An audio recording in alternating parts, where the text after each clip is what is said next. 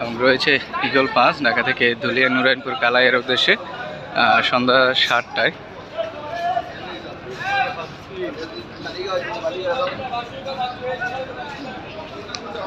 পরবর্তী নৌযান রয়েছে রেড সান পাস ঢাকা থেকে চরমন্তাজের উদ্দেশ্যে সন্ধ্যা 6টা 45 ছেড়ে যায় নৌযানটি।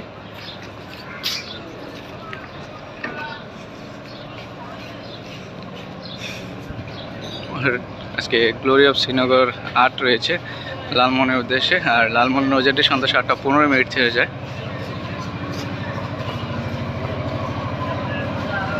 এবং গাজী সালাউদ্দিন আজকে ছেড়ে যাচ্ছে ঢাকা থেকে বোরহানুদ্দিনের উদ্দেশ্যে, সন্ধ্যা 7টা 30 ছেড়ে যাবে ঢাকা থেকে। এবং ভোলা ক্যাকেটের উদ্দেশ্যে আজকে রয়েছে দুটি নৌযান, এমবি ভোলা এবং রয়েছে কর্ণফুলী 9, এই দুটি নৌযান।